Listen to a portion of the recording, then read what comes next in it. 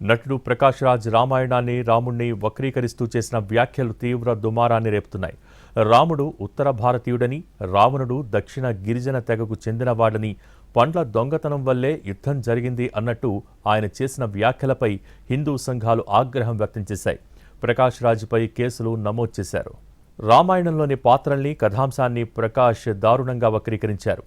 రాముడు ఉత్తర భారతీయుడని, రావణుడు దక్షిణ భారతదేశానికి చెందిన ఒక గిరిజన తెగకు చెందినవాడు అంటూ ప్రాంతీయ వివక్షను రాజేసే ప్రయత్నం చేశారు.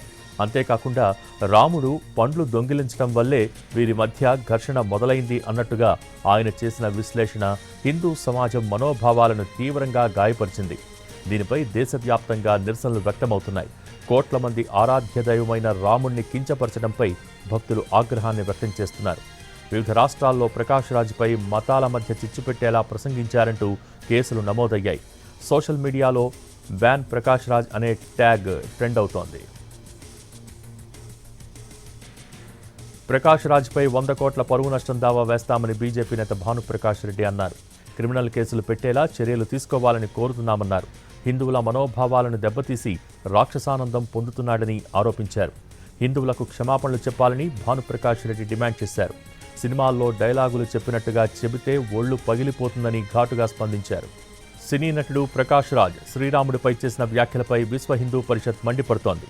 ప్రకాష్ రాజ్ బేషరతుగా క్షమాపణ చెప్పాలని ఆ సంస్థ డిమాండ్ చేసింది. ప్రకాష్ రాజ్ ముసుగు బయటపడిందని, క్షమాపణలు చెప్పకపోతే క్రిమినల్ కేసులు పెడతామని హెచ్చరించారు. అత్యంత పవిత్రంగా భావించే రామాయణాన్ని, ఇతిహాసాలను కించపరిచేలా మాట్లాడటం భావ ప్రకటన స్వేచ్ఛ కిందకు రాదని, ఇది కేవలం విద్వేషాన్ని రెచ్చగొట్టడమేనని నెటిజన్స్ మండిపడుతున్నారు. ప్రకాష్ రాజ్ చేసిన ఈ వ్యాఖ్యలపై ఇప్పటికే దేశంలోని పలు ప్రాంతాల్లో పోలీసులకు ఫిర్యాదులందాయి. మతపరమైన మనోభావాలను దెబ్బతీయటం, కొన్ని వర్గాల మధ్య వైషమ్యాలను రెచ్చగొట్టడం వంటి అభియోగాలతో అతనిపై క్రిమినల్ కేసులు నమోదైనట్టు సమాచారం. గతంలో కూడా బీజేపీ, కేంద్ర ప్రభుత్వ విధానాలపై ప్రకాష్ రాజ్ బాహాటంగానే విమర్శలు గుప్పించేవాడు. అయితే ఈసారి నేరుగా విశ్వాసాలను, మతపరమైన సెంటిమెంట్స్ను తాకటం అతనికి పెద్ద ఇబ్బందిగా మారేలా కనిపిస్తోంది. నటుడు ప్రకాష్ రాజ్ రామాయణాన్ని, రాముణ్ణి వక్రీకరిస్తూ చేసిన వ్యాఖ్యలు తీవ్ర దుమారాన్ని రేపుతున్నాయి. దీనికి సంబంధించి పలువురు నేతలు వ్యాఖ్యలు కూడా చేస్తున్నారు. దీనికి సంబంధించి పూర్తి సమాచారం మా ప్రతినిధి కార్తీక్ లైవ్లో అందించేందుకు సిద్ధంగా ఉన్నారు. కార్తీక్. ఎస్ రైట్ భోగి, ఏదైతే ప్రకాష్ రాజ్ చేసినటువంటి వ్యాఖ్యలు దేశవ్యాప్తంగా కూడా తీవ్రమైనటువంటి ఆగ్రహాన్ని తెప్పించేటువంటిగా పరిస్థితి మారిందని చెప్పుకోవాలి. ముఖ్యంగా కేరళలో జరిగినటువంటి ఒక కార్యక్రమంలో పవిత్రమైనటువంటి రామాయణ ఇతిహాసాన్ని కూడా అవహేళన చేసేలాగా కూడా కొన్ని సంచలనమైనటువంటి వ్యాఖ్యలు అనేది కూడా ప్రకాష్ రాజ్ చేయడం కూడా జరిగింది. దీని మీదే ప్రస్తుతం దేశం మొత్తం కూడా ముఖ్యంగా హిందూ సంఘాలతో పాటు అన్ని రాజకీయ పార్టీల్లో ఉన్నటువంటి నేతలందరూ కూడా తీవ్రంగా స్పందిస్తున్నారు. కొద్దిసేపటి క్రితమే TTD board member Bhanuprakash Reddy సైతం 100 కోట్ల రూపాయల పరువు నష్టం దావాను కూడా ప్రకాష్ రాజ్కు ఇవ్వడం కూడా జరిగింది. ఎందుకంటే రామాయణ ఇతిహాసాలకు సంబంధించి అత్యంత దారుణంగా ఒక వలసదారులుగా, దాంతోపాటు జీఎస్టీని చూపిస్తూ రకరకాలుగా కూడా ఆ మాటలను చెప్పడానికి కూడా విలుపడలేనంతగా కూడా అత్యంత వెటకారంగా కూడా అతను మాట్లాడినటువంటి పరిస్థితి. ప్రస్తుతం హిందూ సంఘాలన్నీ కూడా ఇప్పటికే ఆయా రాష్ట్రాల్లో ఫిర్యాదు కూడా చేసింది. ఎక్కడైతే కేరళలో మాట్లాడారో ఆ సమయంలో అక్కడ ఉన్నటువంటి వారందరూ కూడా తక్షణమే అక్కడ ఫిర్యాదు చేయడం కూడా జరిగింది. ఇప్పటికే అక్కడ 8 కేసులు ప్రకాష్ రాజ్ మీద నమోదు అవ్వడం కూడా జరిగింది. ఇక తాజాగా తిరుపతిలో కూడా బీజేపీ నేత, టీటీడీ బోర్డు మెంబర్గా ఉన్నటువంటి భానుప్రకాష్ రెడ్డి కూడా మరి కాసేపట్లోనే తిరుపతిలో కంప్లైంట్ ఇవ్వబోతున్నారు. ఇలా దేశవ్యాప్తంగా కూడా చాలా ప్రాంతాల్లో ప్రకాష్ రాజ్కు వ్యతిరేకంగా కూడా పెద్ద ఎత్తున హిందూ సంఘాలన్నీ కూడా ఫిర్యాదు చేస్తున్నాయి. ఎందుకంటే రాముడంటేనే భారతదేశంలో చెప్పాల్సినటువంటి అవసరం లేదు, రాముడంటేనే భారతదేశం అంటేనే రాముడు అనేలాగా కొలిచేటువంటి హిందువులు ఉన్నటువంటి ఈ దేశంలో అత్యంత పవిత్రంగా భావించేటువంటి రామ, లక్ష్మణులను అత్యంత దారుణంగా అవహేళన చేస్తూ మాట్లాడడం, ఇది ఖచ్చితంగా ఒక కుట్ర కోణం ఉంది దీని వెనకాల అనేటువంటి భావన అయితే అందరిలోనూ వ్యక్తమవుతుంది.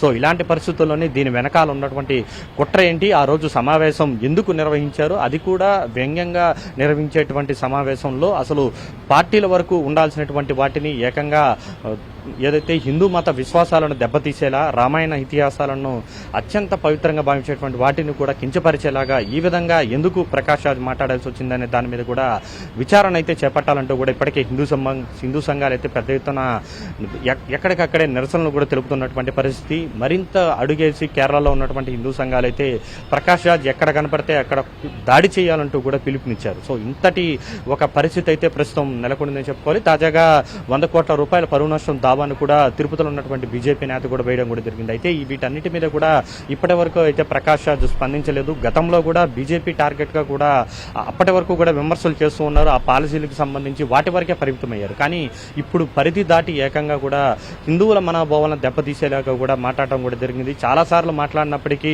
పెద్దగా పట్టించుకున్నటువంటి వారిని మాత్రం ఈసారి ఏకంగా రాముడి మీదే వ్యతిరేకంగా అత్యంత దారుణంగా మాట్లాడటంపై మాత్రం ఎవరు కూడా జీర్ణించుకోలేకపోతున్నారు. అందుకే ప్రకాష్ రాజ్కు వ్యతిరేకంగా కూడా దేశంలో ఉన్నటువంటి హిందూ సంఘాలన్నీ కూడా ఒకతాటిపైకి వచ్చి మరీ గలం ఎత్తుతున్నాయి.